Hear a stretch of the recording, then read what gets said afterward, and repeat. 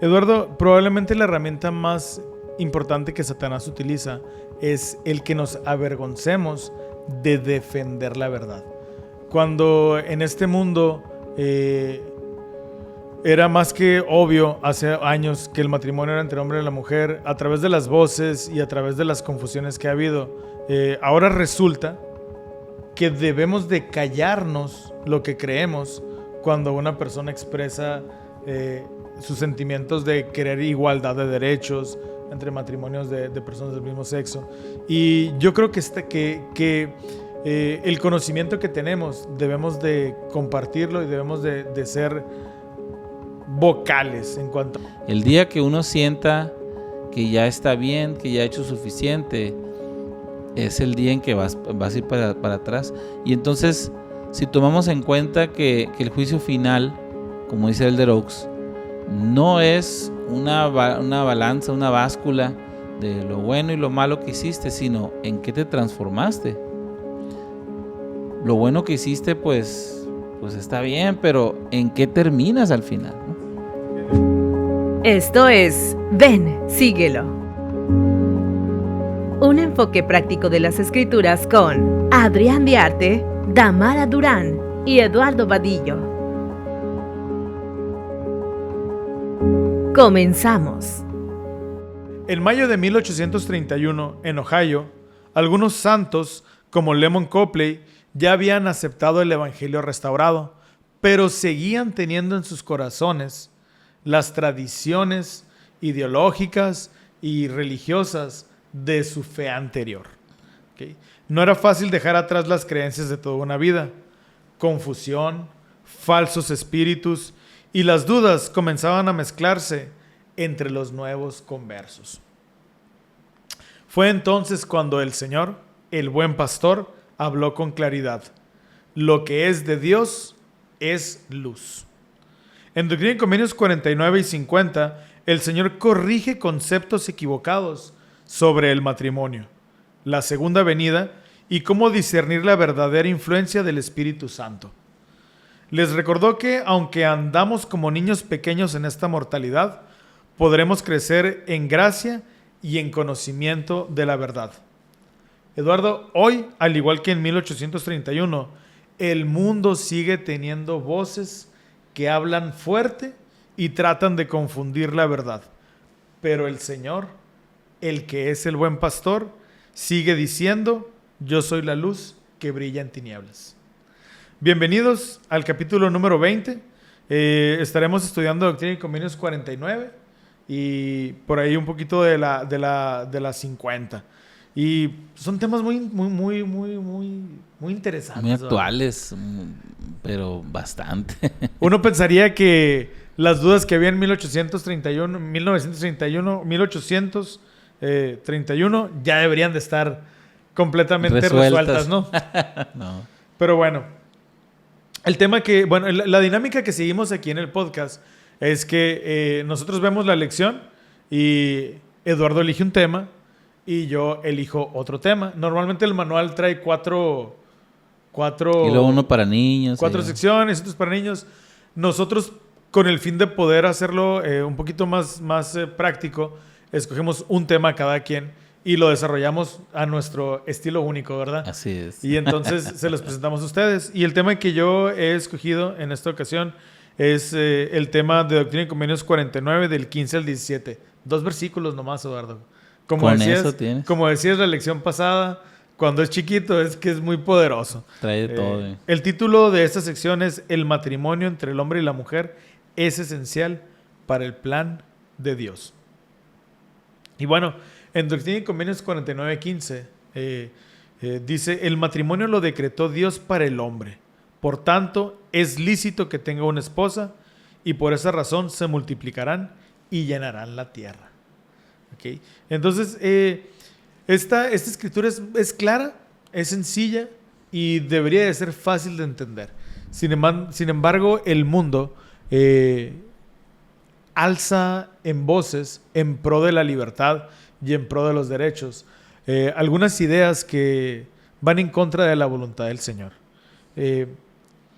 El principio doctrinal de estas escrituras me atrevo a decir, que es que el matrimonio entre el hombre y la mujer no solamente es una institución social. Si bien es cierto que escuchamos frases como que la familia es el tejido de la sociedad o el matrimonio es el estado ideal del hombre, un hombre no puede estar solo. Muchas frases domingueras y muy sabias tal vez para el mundo. Sin embargo, para Dios el matrimonio, Eduardo, es una ordenanza. Es una ordenanza divina que sin ella no puedes llegar a convertirte en Dios. No puedes llegar a ser como nuestro Padre Celestial, que es al final del día la meta máxima, la razón de ser por la que estamos aquí. Y yo creo que, fíjate, como el matrimonio es esencial en el plan de salvación, es por eso que es tan atacado y atacado diferentes ópticas. Por ejemplo, aquí esto se da por esta creencia de ese grupo religioso que se les conocía como los tumbadores, los ¿no? tembladores. Tembladores. Uh-huh. Y algo que ellos promovían era el celibato. O sea, en ese momento no hay que casarse, nadie. Pero hoy en día hay que vivir juntos sin necesidad de casarnos. Hay que probar como si fuera un carro, ¿no? Así es. Fíjate que en Doctrina y Convenios, como tú dices, sección 49, el Señor corrigió falsas ideas que los miembros tenían en cuanto al matrimonio, si era correcto o no, pero el problema no es que la gente no se quisiera casar. El problema es que ellos decían que el celibato, que el ser célibe era una posición superior al matrimonio, que era una manera más espiritual o te acercaba más a Dios. O sea, ya no nada más ponen al matrimonio como algo opcional, como una decisión, sino que lo en un nivel más inferior. Ajá, exactamente. ¿Okay? Entonces, El Salvador declaró con claridad que el matrimonio fue decretado por Dios. Y de hecho fue desde el inicio de los tiempos un mandamiento que se le dio a Adán y Eva. Pero aún en la actualidad y 160 años después de este incidente en 1831, en el año de 1995 el Señor reafirmó la doctrina del matrimonio por medio de la familia, una proclamación para el mundo. El matrimonio entre el hombre y la mujer es ordenado por Dios. O sea, no es sugerido, es ordenado por Dios. Y la familia es central para el destino eterno de sus hijos. Esas verdades, Eduardo, no cambian. Aunque el mundo sí cambie. ¿Okay? Y bueno, ya nos platicabas un poquito del contexto histórico de esta escritura, qué es lo que estaba viviendo José Smith. En 1831, algunos conversos del movimiento religiosos, como los Shakers o los tembladores, rechazaban el matrimonio y ponían el celibato como una mayor pureza de las personas. Uh-huh. Esta falsa doctrina no se quedó entre los Shakers nada más, empezó a permear entre la demás membresía de la iglesia. Entonces, imagínate el corazón y la mente de un joven que esté enamorado de una señorita y quiera formalizar un matrimonio, pero al mismo tiempo tenga un deseo de entregarse a Dios completamente. Y tener que renunciar a algo bueno. A un mandamiento, ¿no? Uh-huh. Para esto. Entonces, esa era la situación que se estaba llevando a cabo. En esta revelación, el Señor, con mucho amor, pero también con mucha firmeza, dice que el matrimonio es lícito y santo. ¿Okay? También dice que es el medio por el cual sus hijos llegan a la tierra y se crían en un ambiente ordenado y divinamente señalado. Y ahí fíjate también, eso es un fenómeno que ha ocurrido durante todo el tiempo que ha estado la iglesia en algún periodo. Siempre las personas traen o son influenciadas, el pueblo del Señor es influenciado por los otros pueblos, ¿no? En el caso, por ejemplo, del Antiguo Testamento, ellos eran influenciados por Egipto, que era Babilonia, todos los que tenían enseguida con sus adoraciones, uh-huh. Se iban, como dices tú, permeando en en la sociedad del pueblo del Señor. Lo vemos en el Nuevo Testamento, cuando empieza a haber este crecimiento de la iglesia, llegan los griegos con sus ideas, los mismos judíos conversos quieren volver a instaurar lo que ellos conocían. Entonces empieza a haber una mezcla muy, pues a veces difícil de contrarrestar, porque cada quien trae lo suyo, ¿no? Entonces, en este caso es lo mismo. Muchas veces ese tipo de pensamientos vienen porque se considera esta creencia de que el pecado original es el que hayan tenido relaciones sexuales Adán y Eva, ¿no? Entonces ya ven las relaciones como algo malo de por sí. Entonces por eso el matrimonio, no, pues estás abajo, ¿no? Estás abajo de donde deberías estar, ¿no? Pero qué curioso que ahora, por ejemplo, no estamos exentos de eso. No solamente las personas traen, cuando a veces entran a la iglesia o por convivir con gente de fuera, no solamente traen lo de otras religiones, sino las cosas ideológicas, ¿no? Por ejemplo, como se ve este movimiento, yo me sorprendo en diferentes podcasts de miembros de la iglesia, ¿no? Que defienden, por ejemplo, el aborto con otro nombre, un nombre más suavecito para que no te retumen el oído, el mismo matrimonio entre personas del mismo sexo, o sea, son otras cosas que son de fuera y se van permeando dentro de la iglesia de Jesucristo, ¿no? Así es. Y es muy importante entender que el matrimonio es ordenado por Dios entre el hombre y la mujer. Y ahorita decías algo muy curioso, Eduardo. Tenemos la tendencia a pensar que las relaciones sexuales son malas o son pecado. Uh-huh. Cuando en realidad las relaciones sexuales no solamente están permitidas, son ordenadas por Dios, porque es el medio como procreamos. Entonces, solamente que están limitadas al matrimonio, ¿sí? Pero en ningún momento el tener una relación está mal, uh-huh, siempre y cuando lo hagas dentro del marco que Dios lo ha establecido. Okay. El Elder Bednar tiene una cita. Él dijo en un artículo que escribió para La Leona en junio del 2006, el matrimonio es más que una relación contractual, es una ordenanza salvadora y un convenio eterno que refleja el propósito divino de Dios para sus hijos. Entonces, retomando el punto que dices de que se permean diferentes pensamientos y llegan a confundir lo que es la verdadera doctrina, hoy en día el adversario sigue sembrando confusión.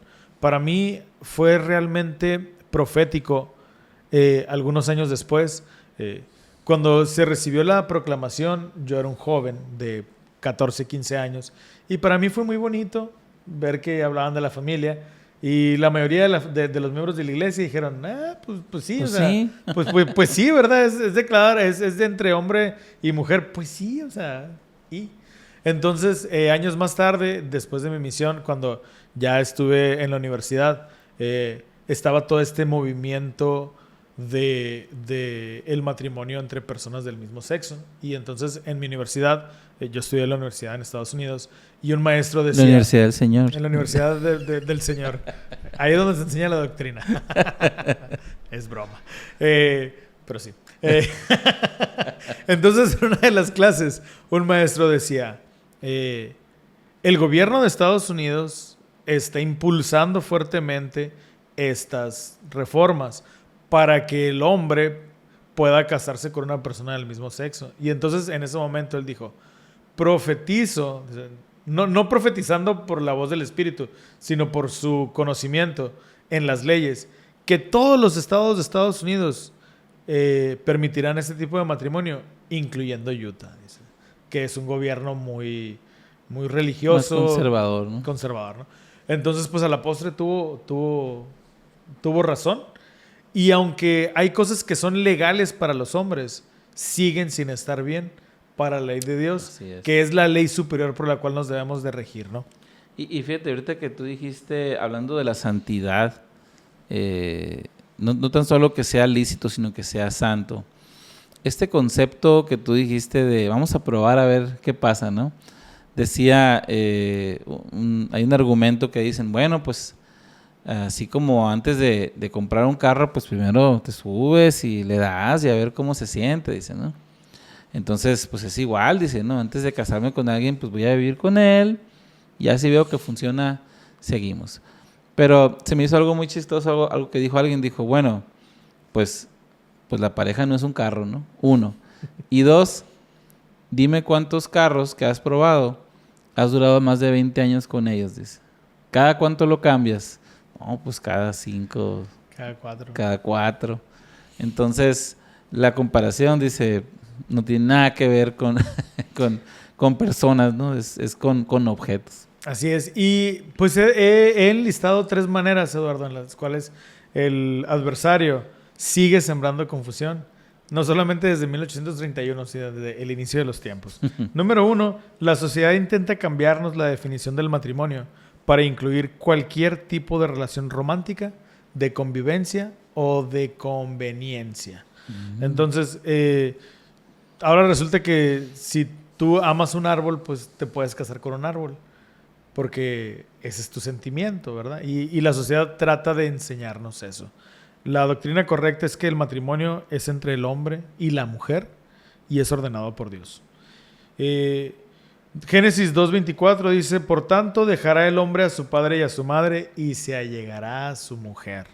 No dice se llegará a la persona que quiere, no dice se llegará al objeto que ame, dice se llegará a su mujer y serán una sola carne.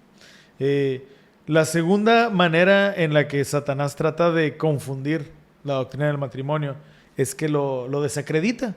Dice simplemente no es necesario, no es tan importante o son cosas antiguas. No necesito un papel, ¿no? Se afirma que el matrimonio es anticuado o es una institución fallida muchas veces a causa de problemas que de repente se tienen y que te da más problemas que beneficios. Entonces la doctrina correcta es que el matrimonio es esencial para su plan eterno porque proporciona las mejores oportunidades para los hijos de Dios que aprendan, progresen y lleguen a ser como Él. Esto lo dijo el elder David Bednar.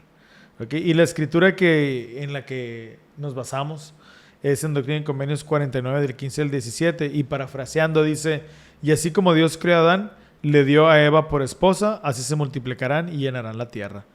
Y la última manera en la que yo he descubierto que Satanás tergiversa la doctrina del matrimonio es que sugiere que es irrelevante o prescindible. O sea, no tengo que casarme. Se enseña que la felicidad y el éxito personal se logran a través del esfuerzo individual y que es mejor evitar el matrimonio o postergarlo lo más que puedas y si se puede, indefinidamente. La doctrina correcta es que no es bueno que el hombre esté solo, como dice en Génesis 2:18. Y el presidente Russell M. Nelson enseñó, el matrimonio celestial es la clase más alta de relación y la única que puede llevarnos a la exaltación. Y es que tú te pones a pensar, naturalmente, ¿qué es lo que tú haces cuando amas a alguien? Tú lo que más quieres es estar más unido, no más alejado. O sea, tú quieres, en el Evangelio lo ves, cuando tú tienes fe en Jesucristo, lo primero que quieres hacer, una vez que entiendes eso, es estar bien con Él. Tú quieres reconciliarte, por eso te arrepientes. Dices tú, bueno, yo quiero estar bien con Dios, quiero agradar a Dios. Y entonces una vez que te arrepientes, decides hacer un convenio. No es como que, no necesito bautizarme porque Dios sabe que yo lo quiero. No, tú quieres algo formal. Y haces esta ceremonia, esta ordenanza por el sacerdocio. Y luego cada vez haces más convenios. Porque tú quieres estar bien con Él. Porque tú le amas. Y entonces en la pareja es igual, primero eres amigo, y luego de novio, y luego el anillo de compromiso, y luego te casas, y luego te sellas por esta vida y por la eternidad. O sea, el amor es unión, es una responsabilidad, pero es ese deseo de estar juntos, claro, no de algo informal, ¿no? Eduardo, probablemente la herramienta más importante que Satanás utiliza es el que nos avergoncemos de defender la verdad. Cuando en este mundo era más que obvio hace años que el matrimonio era entre el hombre y la mujer, a través de las voces y a través de las confusiones que ha habido, ahora resulta que debemos de callarnos lo que creemos cuando una persona expresa sus sentimientos de querer igualdad de derechos entre matrimonios de personas del mismo sexo. Y yo creo que el conocimiento que tenemos debemos de compartirlo y debemos de ser vocales en cuanto a esto. Yo tengo una cantidad importante de amigos, una lista, que tienen preferencias sexuales diferentes a las que han sido llamadas por Dios. Entonces, cuando yo estaba escogiendo el tema, dije, no sé si debo de abordar este tema yo, o si a lo mejor voy a herir susceptibilidades. Pero también recordé que es importante que podamos hablar. Y ojo, no hay que confundir el hecho de ser ofensivos. Exacto. Ni de ser imponer nuestras creencias. Pero es muy diferente. Hace un par de semanas estaba comiendo unos mariscos muy buenos con 2 amigas y una de ellas tiene una pareja mujer de su mismo sexo. Y entonces, cuando estaba hablando con ella estaba hablando de su noviazgo y luego de que terminaron su relación. Y la otra le preguntaba, oye, pero a la próxima relación puede ser un hombre, puede ser una mujer. Y ella está hablando. Y entonces me dicen, ¿y tú qué piensas? Entonces les digo, probablemente... Y pues uno risueño y luego le hacen cosquillas. Entonces les digo, probablemente la respuesta que te voy a dar no es la más popular, pero quiero decirte que te quiero mucho, que eres mi amiga y que lo que yo crea, tú no tienes que vivir por los principios que yo me rijo, pero que tú vivas que tú vivas de una manera no va a mover lo que yo creo que es verdad. Entonces le expliqué, el matrimonio es establecido por hombre y mujer por Dios y es la base de la familia y es todo lo que... Casi les leo la proclamación, ¿no? Entonces yo con temor a que mi amiga se sintiera ofendida, al contrario, me dice, no, sí, está bien, me dice, respeto lo que tú crees y pudimos tener un diálogo entre personas que creen cosas diferentes, pero yo siento que de alguna manera defendí la verdad. Y es que esa es la cuestión, que muchas personas no quieren un diálogo. Entonces quieren silenciar lo que sea diferente a lo que ellos creen de los dos lados, ¿no? Tanto del que está a favor del matrimonio homosexual como los que no. Entonces, a mí me gusta mucho el ejemplo del Salvador, de que él convivía con todo tipo de personas y él era muy enfocado en el individuo, pero también siempre defendía la verdad. O sea, tiene que haber esa dualidad, pues, como dicen, lo cortés no quita lo valiente. O sea, y podemos amar a cualquier persona que crea... De hecho, debemos amar. Debemos amar. No solamente podemos, debemos de amarles. Muy bien. Perfecto. Bueno, pues con esta misma tónica, yo quisiera agregar a lo que tú decías ahorita de que Satanás intenta confundir. Y una de las maneras en que nosotros tenemos una protección lo encontramos en Doctrina y Convenio 50. Esta sección de lo que yo voy a hablar habla acerca de hablar acerca de la luz, ¿no? Uh-huh. Pero me gusta mucho antes, hay unos versículos que se usan mucho cuando eres misionero. Y dice, ¿a qué se os ordenó? En el versículo 13. Y entonces dice, a predicar el evangelio por el Espíritu, ¿no? Y entonces empieza a ser como un razonamiento el Señor. Pero me gusta mucho el versículo 17, no sé si lo tengas ahí. Te lo voy a ver, Eduardo, ahorita. Ah, bueno. Se me movió aquí. En el versículo 17 dice, de cierto os digo, el que es ordenado por mí y enviado a predicar la palabra de verdad por el Consolador en el Espíritu de verdad, ¿la predica por el Espíritu de verdad uh-huh. o de alguna otra manera? Pregunta. Uh-huh. Ya lo tengo. Y luego el 18 dice, si es de alguna otra manera, no es de Dios. Entonces, si no predicamos por medio del Espíritu, no es de Dios. Pero ¿cuál es esa otra manera? ¿Qué podría ser un ejemplo? Yo estoy predicando, pero no es a través del Espíritu de verdad. Entonces, ¿de qué otra manera puede ser? Puede ser mi pensamiento, mi sentir que está influenciado por experiencias o por cariño que tengo por alguna persona que está viviendo esa misma situación. Muy bien. Puede ser también el querer convencer a alguien con argumentos, ¿no? Ujú. En vez de que sea el Espíritu el que le haga sentir la verdad. Y aunque estemos hablando de una doctrina verdadera, Ujú. cuando nosotros, en vez de buscar el Espíritu, buscamos de nuestros recursos y queremos ser nosotros los que convenzan en vez del Espíritu, Exacto. aplica lo mismo, ¿no? Es lo mismo. Entonces se oye como raro, pero en lo práctico no. Y entonces más adelante dice algo que me gusta mucho en el 22. Dice, de manera que el que predica y el que la recibe se comprenden el uno al otro y ambos son edificados y se regocijan juntamente. Y lo que no edifica no es de Dios y es tinieblas.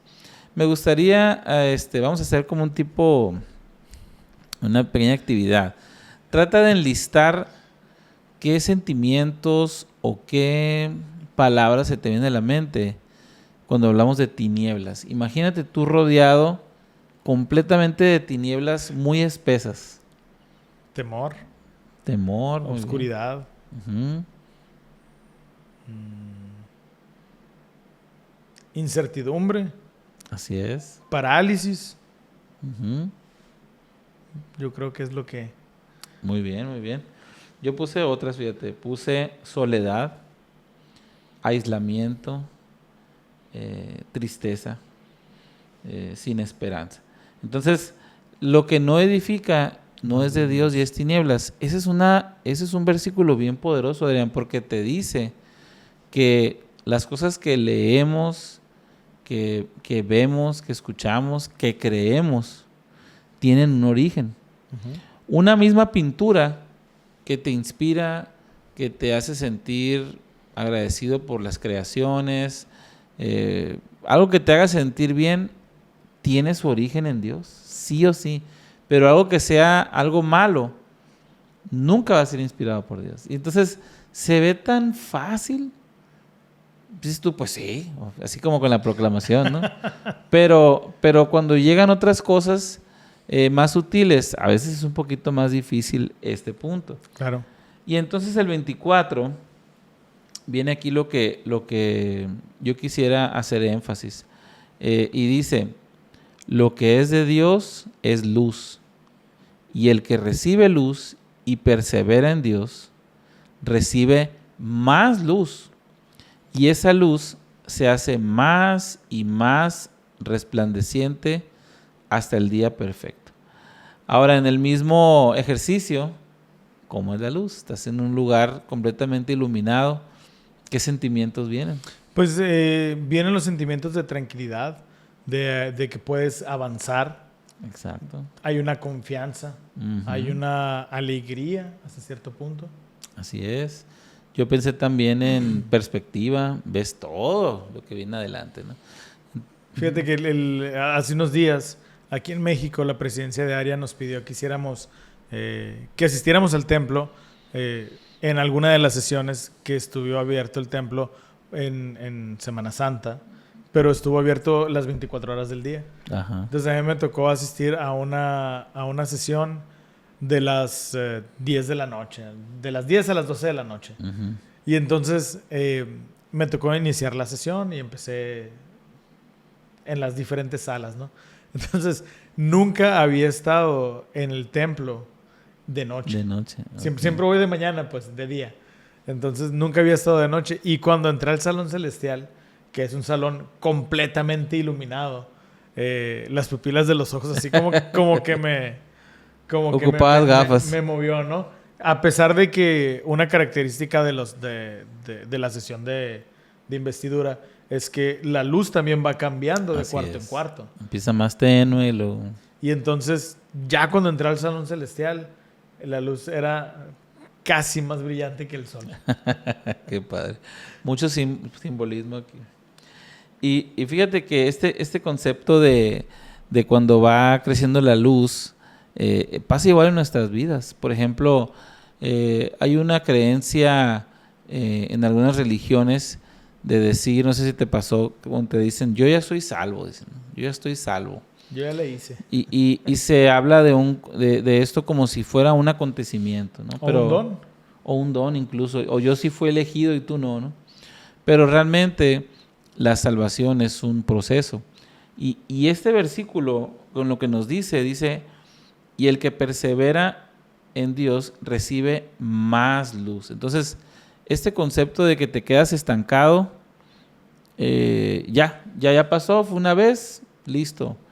No, es o recibes más luz o vas perdiendo luz. Y por eso es que estos llamamientos del que hablabas, esas experiencias de poder estudiar las escrituras, de poder perseverar y seguir, te hacen tener más luz. Tú te puedes fijar a ti mismo hace 10 años y van a haber cosas que ahora es más fácil que las hagas que antes. Porque tienes más luz. Como en la palabra de los talentos, pues te ha dado, los has duplicado, ¿no? Y hay una escritura que viene en 2 de Nefi 28:30 que también ejemplifica esto. Y dice, yo creo que ya lo has escuchado, dice, daré a los hijos de los hombres, línea por línea, precepto por precepto, un poco aquí y un poco allí. Y benditos son aquellos que escuchan mis preceptos y prestan atención a mis consejos, porque aprenderán sabiduría. Pues a quien reciba, le daré más. Y a los que digan, tenemos bastante, les será quitado aún lo que tuvieren. ¿Cómo podemos nosotros decir, ya tengo bastante? ¿De qué maneras? Por ejemplo, cuando creemos que hemos dominado algún mandamiento. A mí nunca me va a pasar, se me va a pasar pagar el diezmo.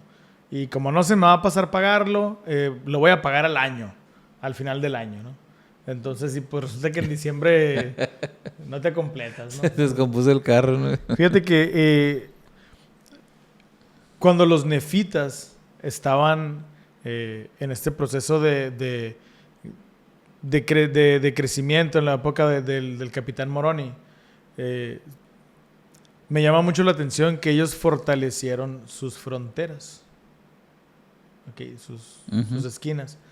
Pero los lamanitas, cuando los atacaron, se fueron por en medio. Que estaba desprotegido. Y ellos nunca pensaron que los iban a atacar por ahí, pues. Entonces, sus ciudades fuertes las hicieron más fuertes todavía. Y entonces, pero desatendieron su frontera. Entonces, qué curioso que muchas veces Satanás nos va a dar por donde nosotros creemos que somos fuertes, ¿no? Así es. Y entonces por eso es esta constante lucha de tratar de recibir más luz, porque el día que uno sienta que ya está bien, que ya ha hecho suficiente, es el día en que vas a ir para atrás. Y entonces, si tomamos en cuenta que el juicio final, como dice Elder Oaks, no es una balanza, una báscula de lo bueno y lo malo que hiciste, sino en qué te transformaste. Uh-huh. Lo bueno que hiciste, pues está bien, pero ¿en qué terminas al final? Así es. Fíjate, ahorita en ese momento se me vino a la cabeza una experiencia que tuve. En alguna ocasión visité a un miembro del barrio, de un barrio, y entonces esta persona había sido un líder importante en la estaca. Y lo estaba invitando y lo estaba exhortando a que asistiera los domingos a la capilla. Y entonces él me decía, pues es que ahorita no puedo porque trabajo de lunes a sábado y el domingo es el único día que tengo para descansar y estar con mi familia.